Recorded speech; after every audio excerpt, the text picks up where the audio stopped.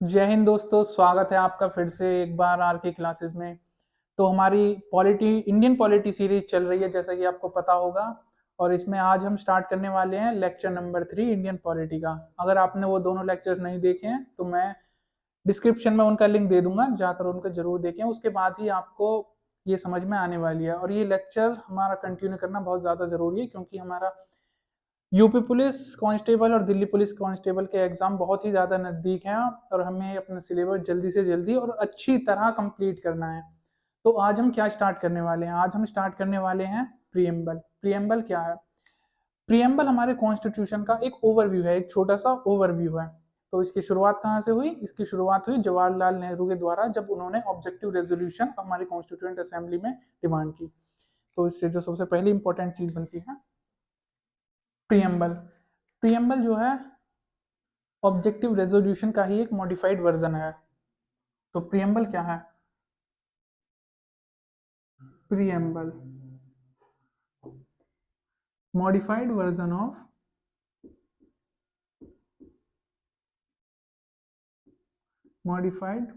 Of objective resolution.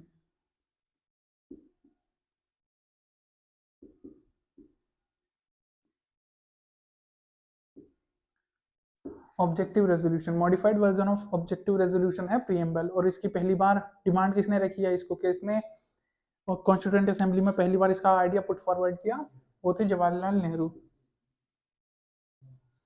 Jawaharlal Nehru. और कब किया? ये डेट तो बहुत ही ज्यादा इंपॉर्टेंट है, 13 दिसंबर 1946। 13 दिसंबर 1946 को ऑब्जेक्टिव रेजोल्यूशन पेश किया गया कॉन्स्टिट्यूएंट असेंबली में। 13 दिसंबर 1946। ये डेट बहुत ज़्यादा इंपॉर्टेंट है क्योंकि यहाँ से क्वेश्चन बन जाता है। तो इस डेट को जवाहरलाल नेहरू ऑब्जेक्टिव रेजोल्यूशन को कॉन्स्टिट्यूएंट असेंबली में रखते हैं और बाद में जाकर अडॉप्ट होता है। और इसके बारे में एक और मैं आपको इंटरेस्टिंग फैक्ट बता दूं कि जो प्रियम्बल है वो कॉन्स्टिट्यूशन का ही एक पार्ट है। इसके साथ ही साथ कॉन्स्टिट्यूशन का जो सबसे लास्ट में अडॉप्ट करने वाला पार्ट है वो भी प्रियम्बल ही है। तो दो स्टेटमेंट है। Preamble preamble is a part of constitution of Indian constitution.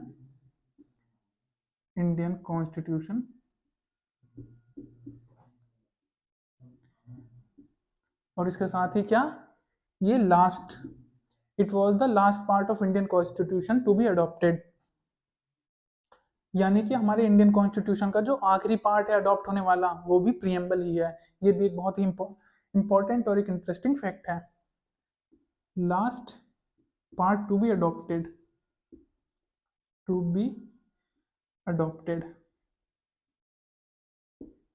अब इसी स्टोरी को आगे बढ़ते हुए मैं आपको दो चीजें और बताना चाहूंगा कि प्रियम्बल के बारे में हमारे इंडियन कॉन्स्टिट्यूशन में काफी सारी कंट्रोवर्सीज हैं, जिसमें कि हमारी सुप्रीम कोर्ट ऑफ इंडिया जो बीच में दखल अंदाजी करती है और बाद में ये स्टैब्लिश करती है या ये प्रोनाउंस करती है कि प्रियम्बल भी कॉन्स्टिट्यूशन का ही एक पार्ट है।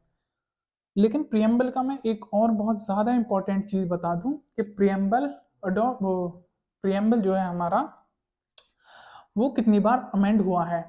तो आपकी जानकारी के लिए मैं बता दूं, हमारा प्रियम्बल जो है वो सिर्फ अभी तक लाइफ टाइम में, अभी तक की हिस्ट्री में सिर्फ एक ही बार अमेंड हुआ है। वो है ईयर 1976। 1976। तो प्रियम्बल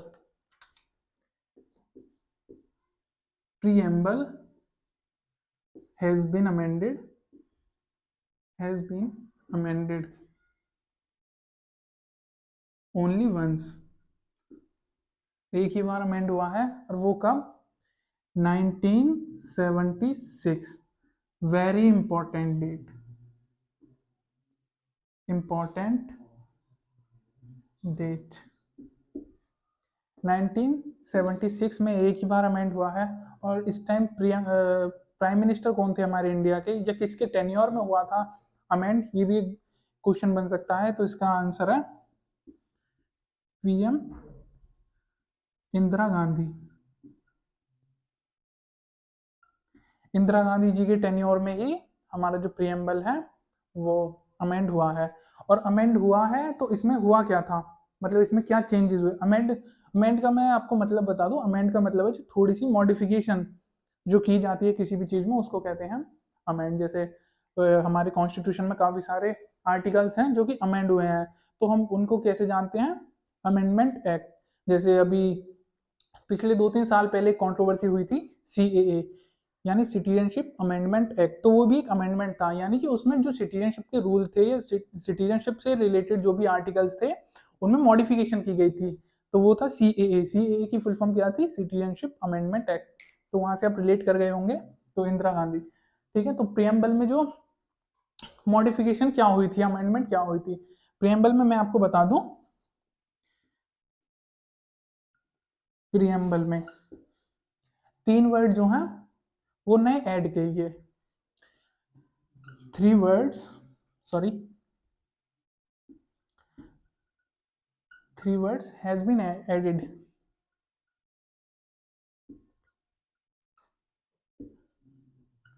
added, added। तो वो 3 क्या वर्ड हैं, सोशलिस्ट, सेक्युलर और इंटीग्रिटी।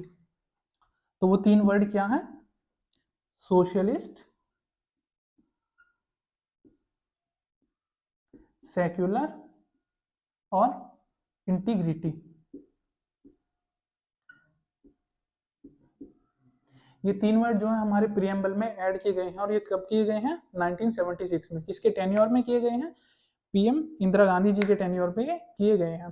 तो ठीक है, आपको यही याद रखना है कि अपनी पूरी हिस्ट्री में हमारा जो प्रियम्बल है सिर्फ वो एक ही बार अमेंड हुआ है, और वो 1976 में हुआ है।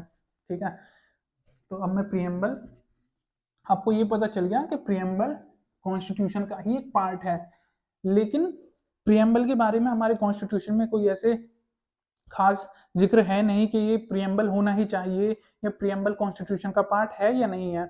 तो इसको रूल कौन करता है या इसको बताता कौन है, तो इसको बताता है सुप्रीम कोर्ट ऑफ इंडिया। तो सुप्रीम कोर्ट ऑफ इंडिया में पहली बार ये मुद्दा आता है 1960 में। 1960 में आता है जब बेरूबारी केस, मैं आपको बता दूं, बेरूबारी केस, बेरूबारी केस, इसमें कौन सुप्रीम कोर्ट की बेंच के सामने मुद्दा आता है कि प्रियम्बल कॉन्स्टिट्यूशन का पार्ट है या नहीं है। और ये कौन से सन में, ईयर 1960 में आता है। तो इसमें सुप्रीम कोर्ट ऑफ इंडिया क्या रूल डाउन करता है या क्या बताता है, तो सुप्रीम कोर्ट बताता है कि preamble is not a part of, Indian constitution. ठीक है, लेकिन इसके बाद फिर हम टाइमलाइन में जैसे जैसे आगे बढ़ते हैं, तो इसके बाद हमारे कॉन्स्टिट्यूशन से रिलेटेड एक बहुत ज्यादा इंपॉर्टेंट केस है, वो है केशवानंदा भारती केस, जिसको बहुत सारे लोग सिर्फ इसी को जानते हैं, लेकिन इसका जो हम बोले ऑफिशियल नेम क्या था, तो Kesavananda Bharati versus state of Kerala act या केस जो था, वो कौन से ईयर में होता है, मैं बताता हूँ आपको। Kesavananda Bharati case, Bharati versus state of Kerala, state of Kerala.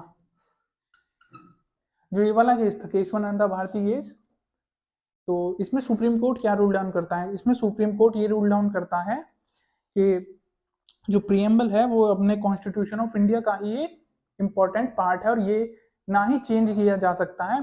Change कैसे नहीं किया जा सकता है, 1976 में तो चेंज हुआ है, लेकिन जो उसके बेसिक फीचर्स हैं, जो कॉन्स्टिट्यूशन मेकर्स थे हमारे, जैसे कि डॉक्टर BR अम्बेडकर, जवाहरलाल नेहरू और बहुत सारे इंपॉर्टेंट जो मेंबर्स थे कॉन्स्टिट्यूएंट असेंबली के, उन्होंने जो कॉन्स्टिट्यूशन की नींव रखी थी, जो बेसिक फीचर्स थे, यानी डेमोक्रेसी होगी, सभी के लिए जस्टिस होगा, इक्वेलिटी होगी, तो ये सब चीजें चेंज नहीं की जा सकती। तो ये होते हैं बेसिक फीचर्स ऑफ कॉन्स्टिट्यूशन। तो इसी को सुप्रीम कोर्ट ये बोलता है कि जो बेसिक फीचर्स ऑफ प्रियम्बल हैं, तो उन्हें चेंज नहीं किया जा सकता है। तो ये एक बहुत ही इंटरेस्टिंग फैक्ट है जो मैंने आपको बताया केशवानंदा भारती केस से रिलेटेड। ठीक, इसके बाद आता है LIC case, LIC of India case. तो LIC ऑफ इंडिया केस में क्या था, LIC ऑफ इंडिया केस में फिर से सुप्रीम कोर्ट के पास ये मुद्दा पहुंचता है कि प्रियम्बल पार्ट है कॉन्स्टिट्यूशन ऑफ इंडिया का या नहीं है। तो इसमें फिर सुप्रीम कोर्ट ये रूल डाउन करता है कि preamble he constitution of India का एक इनएलिएनेबल पार्ट है। इनएलिएनेबल से मतलब है मेरा कि जो अलग ना हो। इनएलिएनेबल से बात मुद्दा क्या है या उसका मीनिंग क्या है कि जो अलग ना हो, इसी का ही एक अभिन्न हिस्सा है। तो इसके ईयर क्या थे? 1973।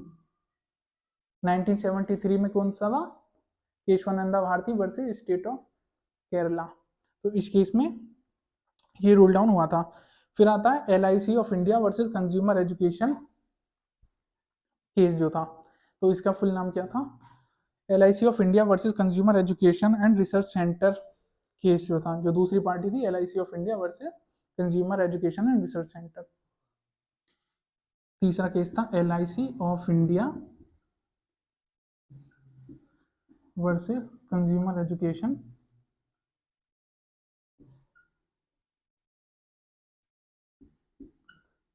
And research centre.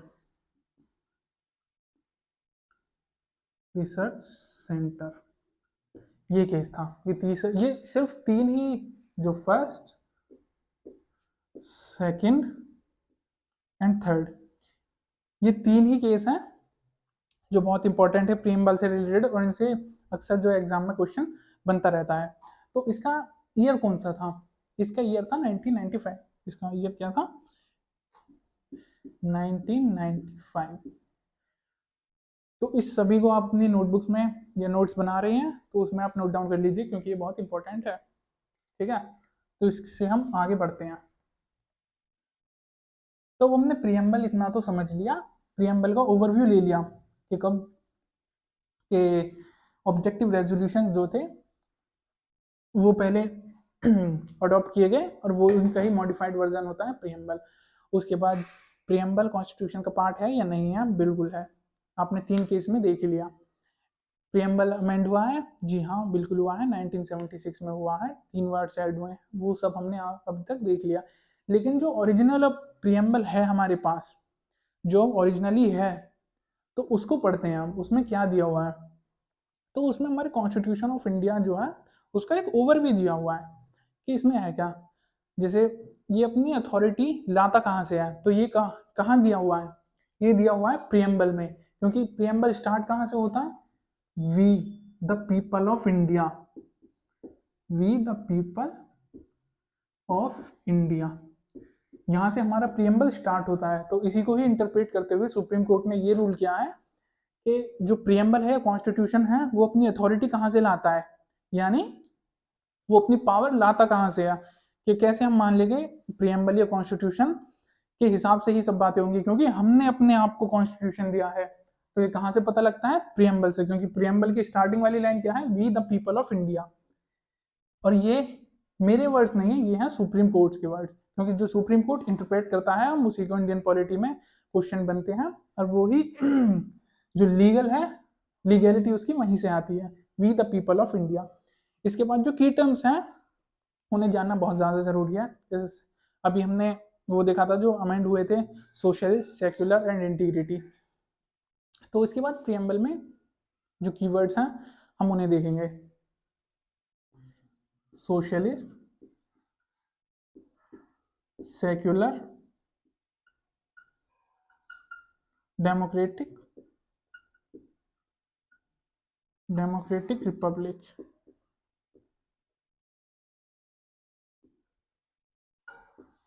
अब इनका हम मीनिंग समझते हैं।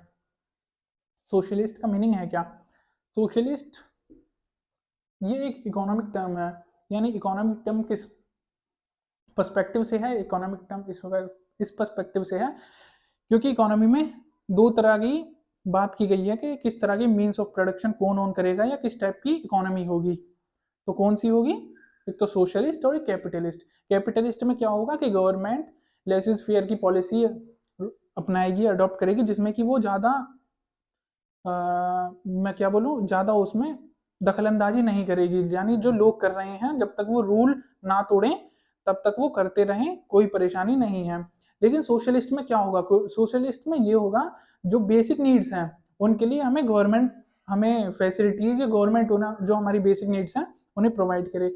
जैसे कि अभी जो फ्री राशन वाली स्कीम है, ये प्रधानमंत्री गरीब कल्याण योजना है, तो उसमें क्या है, तो उसमें यही है, वो सोशलिज्म का ही एक मॉडिफाइड या अब मैं क्या बोलूँ, एक अपग्रेडेड वर्जन है।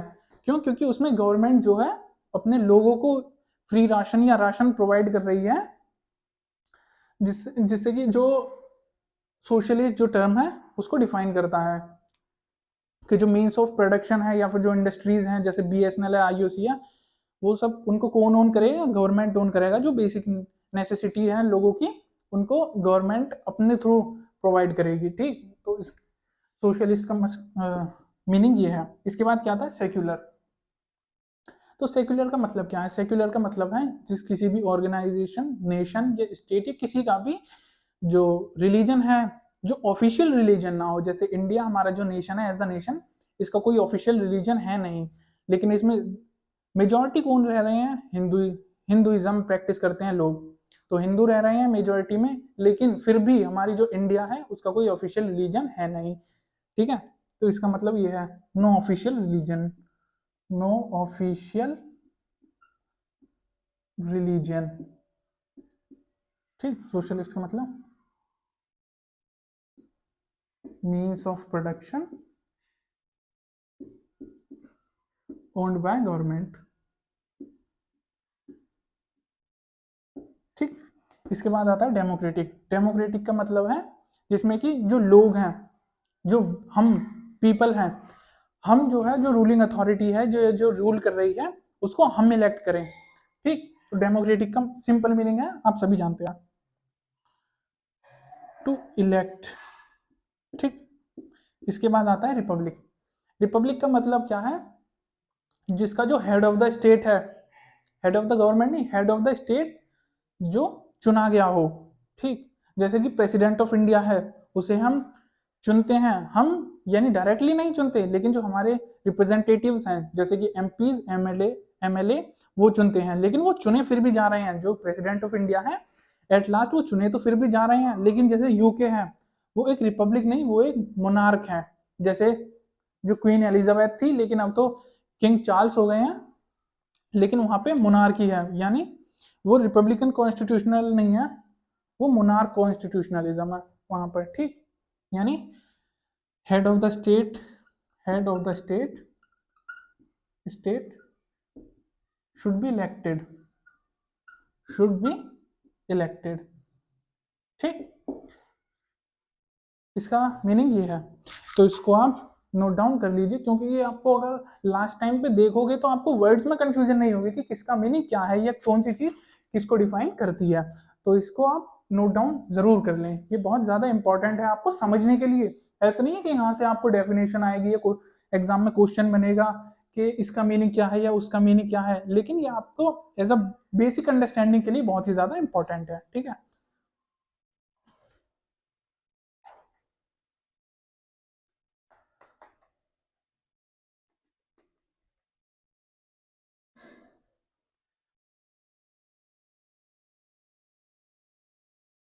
इसके बाद इसके बाद जो टर्म आती है वो आती है जस्टिस। ठीक है, जस्टिस क्या है? जस्टिस है जो जितने भी गरीब, अमीर, या फिर किसी भी क्लास का हो, किसी भी रिलीजन का हो, या फिर जो डिफरेंट डिफरेंट जो बैकग्राउंड के जो लोग हैं उनके बीच में कोई भी हम डिफ्रेंशिएट ना करें किसी भी बेस पे, यानी डिफ्रेंशिएट करें हम उनको पॉजिटिव बेस में, एज अ नेगेटिव ना करें।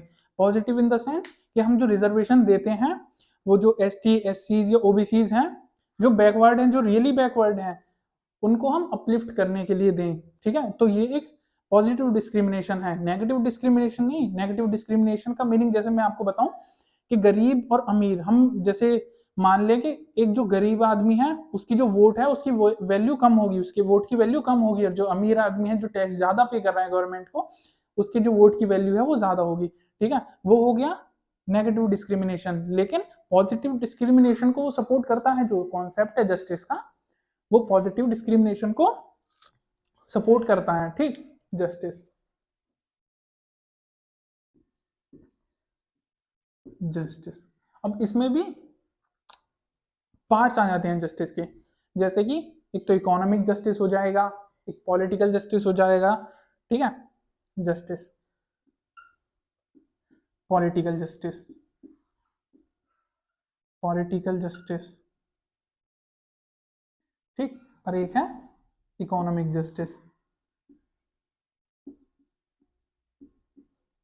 इन दो टर्म्स का मतलब क्या है? पॉलिटिकल जस्टिस, पॉलिटिकल जस्टिस का मीनिंग ये है कि हम सभी लोग, यानी जो जितने भी सिटीजन ऑफ इंडिया हैं, जब तक कि उन पे कोई केस नहीं है, लीगली बाइंडिंग नहीं है कि वो इलेक्शंस में या पॉलिटिक्स में एक्टिवली पार्टिसिपेट नहीं कर सकते, तो ठीक है, इसमें क्या है पॉलिटिकल जस्टिस में, यानी उनको डिस्क्रिमिनेट ना किया जाए किसी भी बेस पे, यानी सेक्स, रिलीजन, कास्ट या और भी किसी, या फिर मैं बोलने लगूं बर्थ के बेस पे, यानी बर्थ कैसे किसी कम्युनिटी में हुआ हो या किसी रीजन में हुआ हो या किसी रिलीजन में हुआ हो, ठीक है, तो उसके बेस पे बिल्कुल भी डिस्क्रिमिनेशन ना हो, तो ये होगा पॉलिटिकल जस्टिस। और इकोनॉमिक जस्टिस का मतलब क्या होगा कि उनकी जो इनकम की जो अपॉर्चुनिटीज हैं, अपॉर्चुनिटीज ऑफ जॉब, ठीक है, जैसे अपॉर्चुनिटी ऑफ जॉब है, उसमें किसी भी बेस पे डिस्क्रिमिनेट ना किया गया हो, जब तक कि किसी प्रोसीजर, स्टैब्लिश प्रोसीजर के बिना, यानी कि जो भी अगर किसी जॉब के लिए मांग रहे हैं 10th पास या 12th पास या बैचलर्स पास, तो उन सभी को इक्वल अपॉर्चुनिटी मिली जाए, ऐसा नहीं कि उनको डिस्क्रिमिनेट किया जाए किसी बेसिस पे, ठीक है। इसके बाद कौन सा कॉन्सेप्ट आता है, लेकिन इसमें भी जो आर्टिकल जो है कॉन्स्टिट्यूशन में, कॉन्स्टिट्यूशन ऑफ इंडिया, उसमें आर्टिकल्स दिए गए हैं 4-5, जो कि इस टर्म को जो मैंने आपको बताया या फिर इस डेफिनेशन को रूल डाउन करते हैं या फिर बताते हैं या फिर प्रूव करते हैं, ठीक है। तो कौन कौन से आर्टिकल्स है? आर्टिकल 325 पॉलिटिकल जस्टिस को कौन सा करता है? आर्टिकल 325, 325, ठीक है। इसमें क्या है कि कोई भी सिटीजन ऑफ इंडिया जो है एक्टिवली पार्टिसिपेट कर सकता है विदाउट एनी डिस्क्रिमिनेशन, ठीक है ना। जो भी मैंने आपको बताई वो किसमें आती है? आर्टिकल 325 जो है इस बात को प्रूव करता है या इस बात को स्टेब्लिश करता है, ठीक है। इसके बाद आर्टिकल 326, आर्टिकल 326, आर्टिकल 326 में क्या है? आर्टिकल 326 ये है कि हम सभी लोग वोट कर सकते हैं, जो भी हमारा कैंडिडेट है, जिसको भी हम चूज करना चाहते हैं उसको हम वोट कर सकते हैं बिना किसी झिझक के, ठीक है। तो ये दोनों आर्टिकल पॉलिटिकल जस्टिस से रिलेटेड है और बहुत ज्यादा इंपॉर्टेंट है, क्योंकि कुछ गिने चुने आर्टिकल्स हैं हमारे पूरे इंडियन कॉन्स्टिट्यूशन में जहां से क्वेश्चन बनते हैं, ऐसे नहीं कि रैंडम ऐसा हो जाए कि 333 या 321 ये कौन सा आर्टिकल है या इस आर्टिकल में क्या क्या दिया गया है, ठीक है। तो सिर्फ इसी में पता चलता है 325 और 326 में जो बातें लिखी गई हैं, तो participation of people in politics, ठीक। ऐसे कोई रैंडम क्वेश्चन नहीं आएगा, जो गिने चुने आर्टिकल्स हैं सिर्फ वहीं से क्वेश्चन आएगा, ठीक है। उसके बाद आता है आर्टिकल 39, आर्टिकल 39, आर्टिकल 39 में क्या है? अपॉर्चुनिटीज ऑफ जॉब जो है, ये अपॉर्चुनिटीज ऑफ एम्प्लॉयमेंट है, उसको दिया गया है कि उस पर डिस्क्रिमिनेशन ना होगा किसी भी बेस पे, ठीक है। आर्टिकल 39, इसमें सिर्फ एक ही आर्टिकल है जो आपको याद रखना है, आर्टिकल 39, जहीं से क्वेश्चन बनता है, जहां से इकोनॉमिक जस्टिस का कॉन्सेप्ट आता है, ठीक है।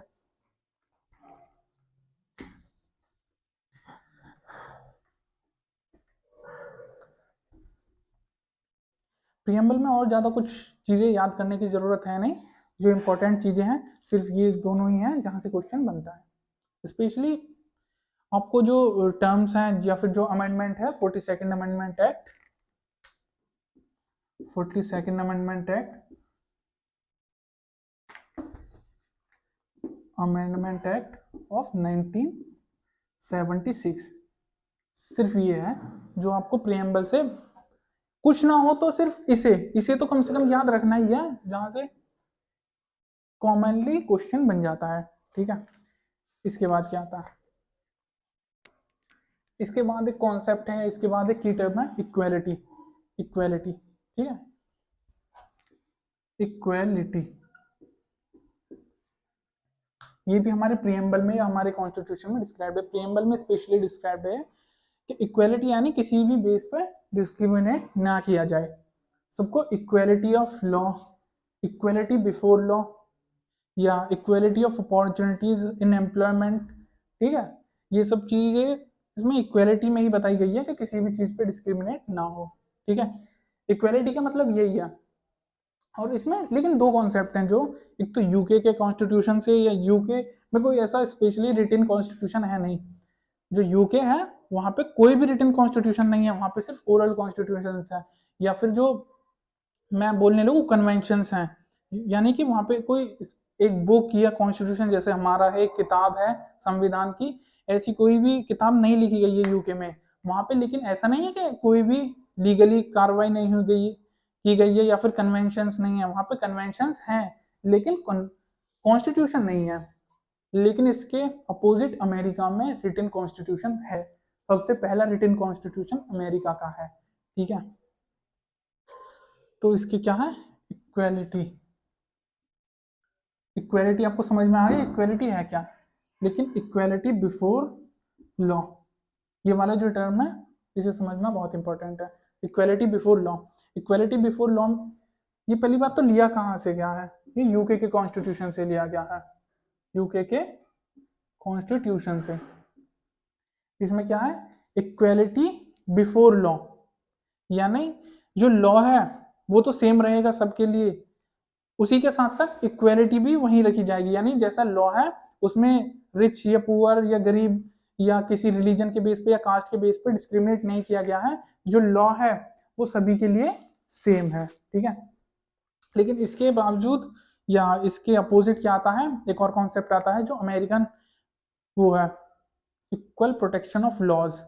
इक्वल प्रोटेक्शन ऑफ लॉज में क्या है, equal protection of laws,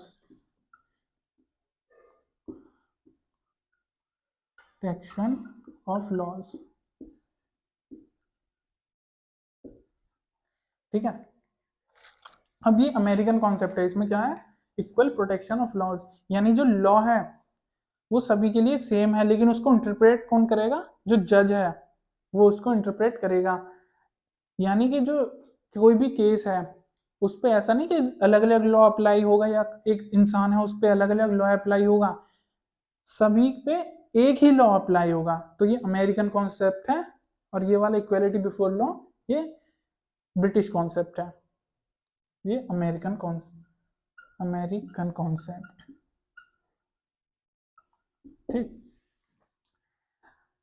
preamble में और ज़्यादा इंपॉर्टेंट चीज़ें बनती नहीं, और वो हमारे एग्जाम रिलेटेड बिल्कुल भी इम्पोर्टेंट है नहीं।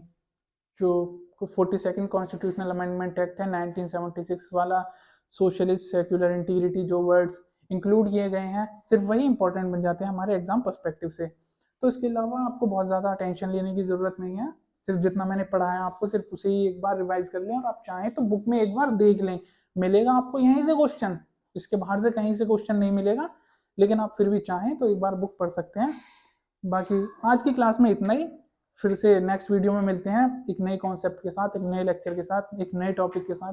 तब तक के लिए take care and bye bye. जय हिंद।